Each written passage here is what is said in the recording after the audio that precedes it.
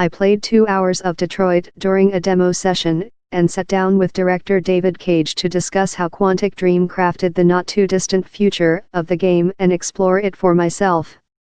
If you're thinking about a game about androids, chances are you're picturing a title set 100 or more years from now, where interstellar travel is the norm and we all inexplicably wear skin-tight space uniforms.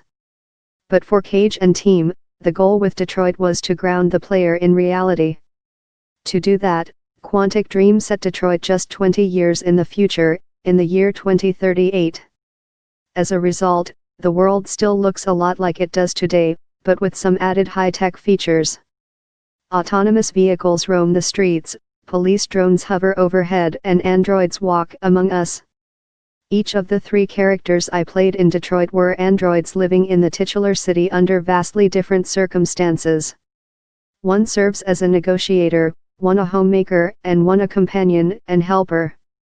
The narrative structure sees you jump between each character's plot line, ensuring the story never lags. It also breaks down into smaller, bite-sized portions that you can finish without taking up your entire evening. In the first scene, I played as Connor, a negotiator tasked with talking a family's deviant android out of jumping off of a building with a child. The game throws you right into the thick of things, making you use Connor's ability to scan different pieces of evidence and items of interest to determine how this android became deviant and what you can do to save the child. Character movement felt a bit heavy and stilted at times, and I found myself accidentally moving rather than interacting with an object on occasion, but it wasn't a frequent issue. QuickTime events also showed up often while playing as Connor and as the android Kara, the character Quantic Dream created for a tech demo in 2012, which led to the making of Detroit.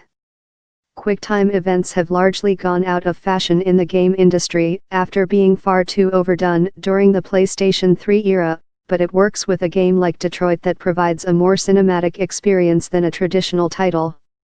Grey's Anatomy star Jesse Williams, for instance, plays the android Marcus, which looks like a near clone of the actor.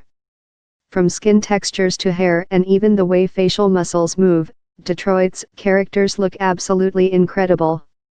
There's still a bit of that uncanny valley look in their eyes, but it's far from a distraction. The world you navigate as one of the 3 android is equally stunning. World building in the game is done through traditional character interactions, magazine articles, and TV news clips, which help establish how humans feel about androids. Workers who've lost their jobs and the homeless blame the androids for their situations and even attack the creations. But it's clear that the androids are more than just machines. They recognize when they're being antagonized, or mistreated just as a human would. So you're forced to sympathize with both the workers who lost their livelihoods and the androids that were created to do just that. It's an interesting dichotomy that I expect will have implications for the final game.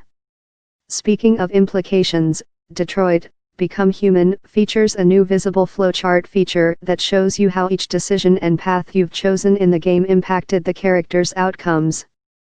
The idea of a branching path mechanic isn't new to games, it's commonly used in the industry, but for Detroit, Cage said he wanted to surface the feature to give players a better view of what their decisions mean for the characters and the interactions they have.